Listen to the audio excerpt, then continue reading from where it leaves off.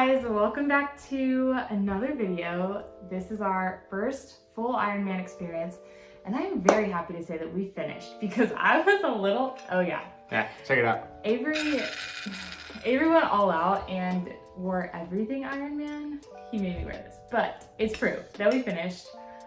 Honestly, before we raced, was like, what if we don't finish? What are we gonna say in this video? So I'm sure glad we finished. Hey guys. Day before the Ironman, we woke up and we did a 25-minute easy run, slow pace, just moved. And then we went, checked our bikes in, dropped off our bike and run gear bags, which I will tell you guys about all the different bags in a minute. So we dropped those off, went and grabbed some lunch. We had like these avocado toasts with egg on top and biscuits. Try to carb up a little bit. And then for dinner tonight, we're gonna make some spaghetti with a butter. It's kind of a light butter sauce and some tuna. Just simple. Oh goodness, we are feeling super excited. Obviously a little nervous, because how do you not feel a little bit nervous for your first Ironman? But overall, we feel really good. I feel like we've prepared well. We've trained for the last 6 months pretty intensively. Like, we've been pretty diligent about it. Lots of long weekends, long weekend workouts. It's crazy that it's here. I cannot believe it's here. I can't believe it. There are a lot of first timers at this race too, it seems like, so that's reassuring. Yeah, they gave us these bracelets. Yeah, they gave us these little bracelets. These orange ones. And it says, on one side it says anything is possible, and then the other side it says become one, like become an Ironman. So I'm gonna look down at this whenever things get hard and be like, push through, girl, you gotta do this. So we're excited. Let's see, it's 4 o'clock right now. We leave the house 12 hours from right now. We gotta be, well, transition opens at 5, race starts at 6:30. We have to go to a shuttle, so I think we're gonna try to get to the shuttle at 4:45, and it's a 45-minute drive from here. We booked this race 6 months in advance, and there was nothing. Like hotels, Airbnbs, everything was already sold out. So we're staying like 40 minutes away, but it's really a pretty straight shot, so it's not bad. Yeah, so we leave here at 3:45 or 4 tomorrow morning.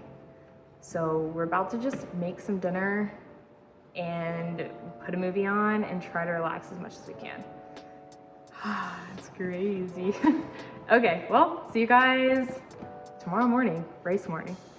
Okay, so this was not something we had during the half Ironman, but during the full Ironman, you have different gear bags. So you have 5 bags total for transition. They call it a clean transition, where only your bike is at transition and nothing else.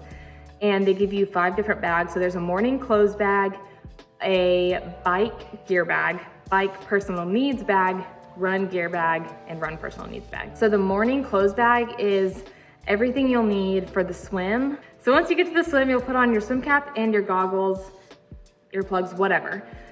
And then you'll put anything that you're wearing, like a jacket or shoes, you put that back in your morning clothes bag and drop it off, and then they take it to transition for you, so you'll have it after the race. And then whenever you get out of the swim, you run to the bike gear bag section, where you'll have all of your, towel, helmet, anything like that. I'll put a little thing right here with the list of stuff that we pack personally, just to give you an idea, maybe some ideas of what you should pack. Once you get all that, you head out on the bike and you'll put all of your swim gear that you're wearing back into that bike bag. So then you just leave it there and you'll get it back later.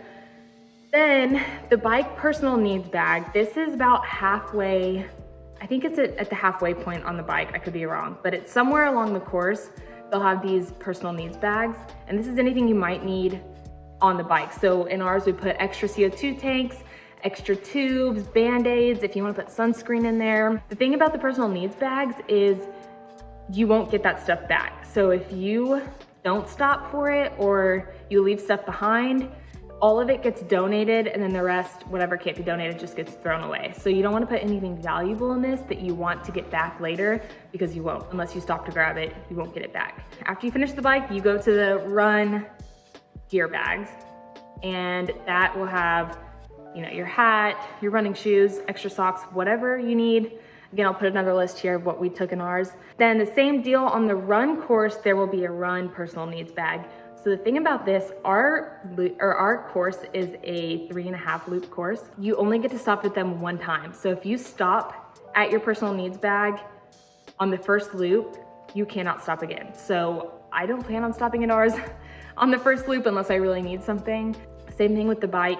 Personal needs bag, you won't get any of the stuff back. It's just there in case you need it. And then if you don't stop to grab it, it'll be donated again. You won't get it back. So you don't want anything you don't want anything valuable in there either. It's very different than the half Ironman that we did. But that's the whole bag situation. So that was new to us, so I wanted to cover it here in case any of you guys had never heard of that.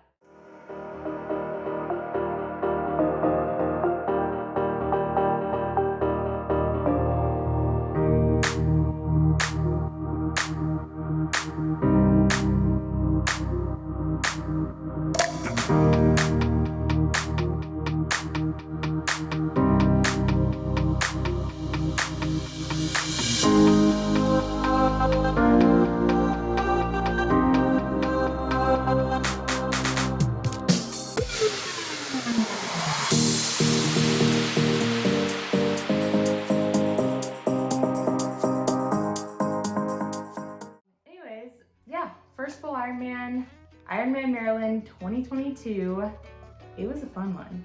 It was a beautiful course. I guess we'll start with morning of. We woke up at 3 because we had to leave by 4 because we were staying 45 minutes away. And transition opened up 5. We had to catch a shuttle, so we went to this elementary school or something and caught a shuttle to the Ironman. That's where all the participants had to go, but it was only like a 5-minute drive. It wasn't bad. So we got to transition at 5. And we get there, air up our tires, we drop all of our gear bags and everything off where we're supposed to, and then we just kind of warmed up and stretched, got ready for the race. Oh yeah, there were some people with headlamps on, getting their bikes and stuff ready, because it was pretty dark. Unless you want to use your phone light, a lot of people had headlamps, and that's not a bad idea. And it's not a bad idea to throw that headlamp in your run gear bag or in your run personal needs bag because it does get dark. And they hand out glow sticks and stuff, but that does nothing. So if you're wanting light to run with, a headlamp would be smart to bring. So we get to the swim start. We put our wetsuits and everything on. One thing we would highly recommend doing if you're gonna wear a wetsuit is to bring like a grocery bag, just a plastic bag or something, to put on your foot as you're putting your foot in your... Yeah, it just helps you slide right through. Yeah, it's so much easier to get your wetsuit on that way. So for when you do line up for the swim start, I recommend getting that line a little earlier than we did. Yeah. So by the time we were running just kind of late, just trying to wait in line for the restrooms. So whenever it was time for us to get in line, they had us pushed back to like around like the 2-hour markers, and it was like in this chute. Yeah, you're in a chute and there's people everywhere, and so we were gonna finish. We were thinking we'd finish around 1:30. Yeah. So we were like, oh gosh, we're like 30 minutes behind. So we had to push our way up there. Yeah, it was hard to get through everyone. There was a lot of people we had to push through, and we kind of felt like jerks. And I kind of felt bad. I was like, but it's trying to self-seed the most accurately as possible. Yeah. So we get in the swim and there are jellyfish everywhere. And we'll insert a little clip here of them. It was like nothing I've ever experienced. I'll put it that way. We watched videos before we did this race on YouTube about past Ironman Maryland races. And Avery had a long sleeve wetsuit. I had a sleeveless wetsuit, and we knew that they were probably gonna be jellyfish from those videos that we watched.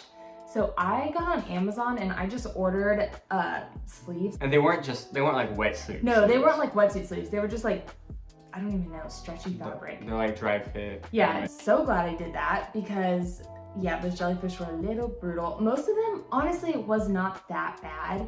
And a lot of the stings that I got on my wrists and like my armpits where the sleeve wasn't covering weren't that bad. It was just kind of like a burn a little bit. You would feel their tentacles through your fingers, almost like seaweed or something. So I felt like I was getting stung like constantly, but the intensity of the sting wasn't as bad as other jellyfish stings I've had in the past. It really wasn't that bad. Now I will say, it did suck, but we did get stung straight in the face multiple times. Yeah, like 50 times. Yeah. Okay, not 50 times. I was getting stung like over and over again. Yeah. Okay, well he must have had it like 50 And like times. it was just going and getting stuck, and the collar of the wetsuit would get behind you. Yeah, That's and what then got you. You would feel, I did get a bad sting on my neck. And you feel like the tentacles are getting like stuck. And so a couple times I couldn't tell if it was still on me, and I'd do like a little twirl in the water to get it off. Okay, I probably got stung in the face like 20 times by the jellyfish, and every time it would go straight in your face and like almost take the wind out of you. It didn't like last super long, but it was just like a shock. At one point, I pulled my swim cap down like right above my goggles because they were hitting my whole face. It really wasn't that bad. Yeah. And if you put Vaseline on yourself, it helps a little bit. I didn't want to like clump it on me, and I kind of wish I did, because I feel like it was me just trying to go easy with it, where I was keep getting stung. Yeah, so you can put Vaseline on. I put a little bit. Same thing. I didn't put enough. So when we finally did get out of the water, they had some people that went and they helped us strip our wetsuit off, and then in the changing tents at transition, they had people with numbing spray going around and like offering to spray your neck or your arms. So that helps. We actually finished 10 minutes faster than we thought we would finish because we just wanted to get out of that water. Yeah. He finished in 1 hour 20. I was in 1 hour 25. So whenever you get out of the swim, you run out, and there's volunteers there that'll strip your wetsuits off of you, so it helps a lot. Then there's 2 changing tents. There's a women's and a men's. You grab your bike gear bag and run into the changing tent, and this is where they'll spray you down with numbing spray if you had any stings. They have Vaseline in there. They have, you know, water and nutrition, things like that, sunscreen, and there's volunteers everywhere, like waiting on you hand and foot. Yeah, it was super so helpful. Nice. So you get all changed, and then you'll put all of your swim stuff in your bike gear bag, and you drop it off on your way out, and you'll get it back later. So you head off on the bike. The bike was wonderful. It was beautiful. You go through like a national wildlife preserve. Yeah. I don't know. There's like marshlands everywhere, and it's so pretty. It's like 2 loops of that. Yeah, 2 loops. It's flat, which we're used to biking all hills here in San Antonio where we live. Yeah, and so this is a nice change. Yeah, nice change. If you watched our last half Ironman video, you know that we had all sorts of bike issues. This time we had none. Yeah. So nice. I was literally praying over my bike the whole time. I was like, especially riding next to these people with like really intense, nice bikes. And here we are on our like old road bikes. I was like, oh my goodness, are we gonna make it all 112 miles? And we did, no big deal. Yeah, no big deal. There were some areas with some headwind. Yeah. It slowed us down. Our overall average came out to around like 16.5 miles an hour. So most of the time we're going quite a bit faster than that, but then other places it was dropping us down to like 12, 14 miles an hour with like the strong headwinds. Yeah. So I would say out of the 112 miles, maybe about 15 to 20 miles of it had like a headwind or a crosswind, but the rest of it, either the wind was on our back or the vegetation was high enough where it blocked that. Yeah, so, and then aid stations are every like 15 or so miles. There's porta potties there. They have volunteers here to do all kinds of nutrition, everything. So aid stations were great. The bike personal needs bag, I think was at mile 64. Yeah, mile 64. Yeah, and it's at like this high school. They've got volunteers there. A lot of people are cheering you on right there. There's just a bunch of people right there. So it's kind of a fun place to ride bikes. There's you just ride up right there and they see the number on your chest. Yeah, they'll run and grab your bag for you. And again, you don't have to stop at these if you don't want to, but we did. We had extra nutrition and things like that in there. So there wasn't really anything super significant about the bike. It went really well. So no, we saw some people with bike troubles. Yeah, for us it went well, but there was like a couple wrecks, but that was about it. Nothing serious. No. Nothing like, it wasn't even as bad as Waco. Nothing like Waco. We finished that in 6 hours and 45 minutes, I think. Right around there somewhere. Yeah. Yeah.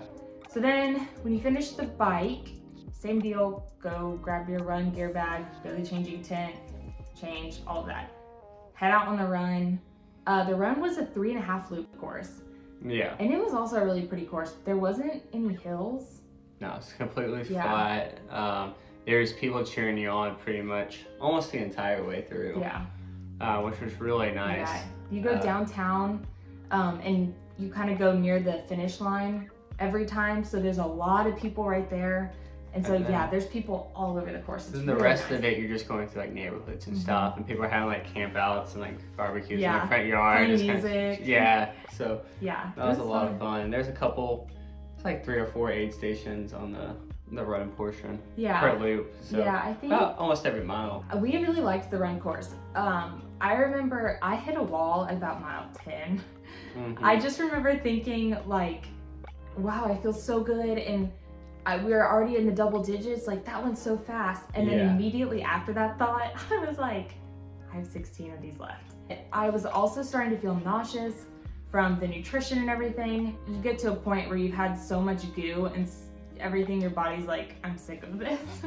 But they had Red Bull at every aid station, and that gave me like the kick I needed every mile. My legs and everything were great. I never once cramped up.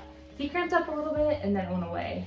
Yeah, I just kind of started doubling up on nutrition. Yeah, it was quick. I stayed on top of the goos and sodium and stuff every 30 minutes. Yeah, we had salt sticks. They're little tablets called salt sticks. And we would take those every 15 minutes. We were taking goo or some sort of nutrition every 30 minutes. She slowed me down.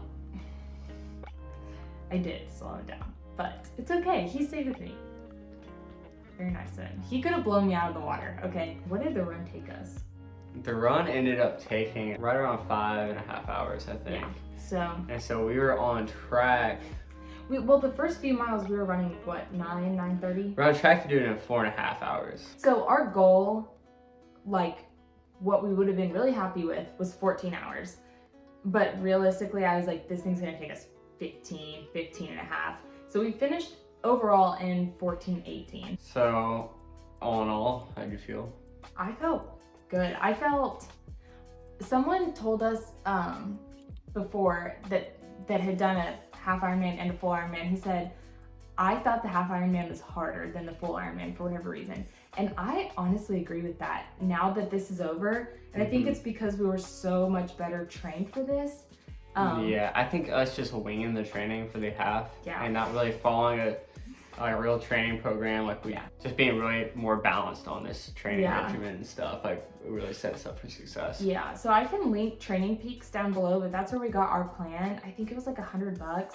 Well worth it in our opinion. I felt so much more prepared for this race, and I really felt like not tired at all up until like that 10-mile mark on the run where I just completely hit a wall, but I felt really good the whole time, pretty much. Yeah, finishing the bike and going to the run, it was like, I couldn't believe how well I felt compared to the transition at the half Ironman. Yeah, and everything really flew by. So we finished the race, and my parents are there, my brother's there, and we're so excited and everything. Well, we had post Ironman brain, so we weren't thinking very straight. So finishing was like euphoric, but not in the like, oh my god, we just did this. It's like you're just dumb. Like you just lost a lot of IQ points and your brain is hungry. Yeah, you're like out of it kind of.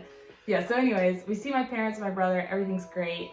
And then they head back to Baltimore to catch their flight the next morning, and we were gonna walk to transition. So the finish line and transition were a little over a mile apart. 1.2 miles. Oh yeah, we asked, we go, where's our transition bag?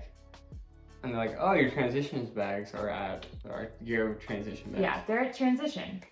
And we're like, okay, so we walk. They're like, oh yeah, but your family members can go pick that up for you. That's why we gave you the card. Yeah, and they did this during the half Ironman too. We just didn't think about it this race. But they give you a little orange card because you are not allowed to take anything out of transition unless you're an athlete. So this card. Or if you have that voucher too. Yeah, this card's like a little voucher that you can give your family, and it gives them access to your stuff. So we didn't do that this race, so we had to walk all the way down there. So we get there, we're grabbing all of our gear bags and everything, and we're like, oh, where's our morning clothes bag? And he goes, oh, it's at the finish line. So we're like, are you kidding me? We walked 1.2 miles from the finish line back to transition, and then we had to walk another 1.2 miles back to the finish line, and then another 1.2 miles back to transition again so we can grab our bags and get on the shuttle. Yeah. And so once it was all said and done, we walked 3.6 miles after we had already done the Ironman. Doing a whole Ironman. When I finished, oh gosh, my Garmin watch said I had over 61,000 steps for the day of the Ironman, and I had burned over 8,000 calories. Yeah.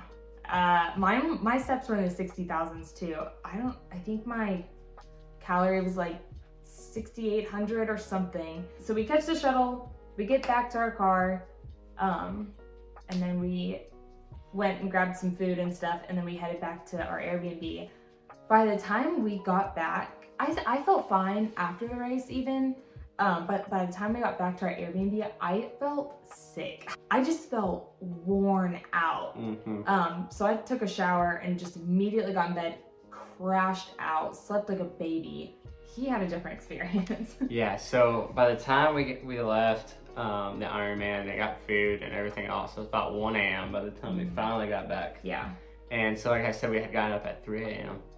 So I was like so revved up. I guess like my adrenaline was still pumping, and I had taken all that caffeine that was in my nutrition and everything else. And so I couldn't go to sleep. I wasn't tired. I'm just sitting there watching TV and a movie, and next thing I know, it's 3:30 a.m. and I've been up for over 24 hours and did the Ironman. Yeah. So finally I go back to sleep horribly, toss and turn the entire night, and I end up getting up at like 6 in the morning, and I was up for the day. So I got like 2.5 hours of sleep. And after the Ironman, we drove down the East Coast to see his sister in Charleston for a few days, and then made our way back to Texas. But we were really sore the day after. And then day 2 was a little better. By day 3, I didn't even really feel sore anymore. But overall, I would do it again. The jellyfish were the only thing that were not ideal, but the swim course was really nice. Yeah, it wasn't bad. The jellyfish, but honestly, like I could do it again, and I wouldn't like not do it again because of the jellyfish. You know what I mean? It's not that big of a deal. It's the first thing. It's over quick. Yeah. But we both really liked the course. It was run well, I feel like, and yeah, it was so much fun. So if you guys have any questions at all about Ironman Maryland or Ironman or half Ironman in general, anything, drop them below. We will make sure to answer them for you guys. Don't forget to subscribe and like this video if you enjoyed it. It helps us out a whole lot. We super appreciate it, and we will see you guys in our next one. Bye guys.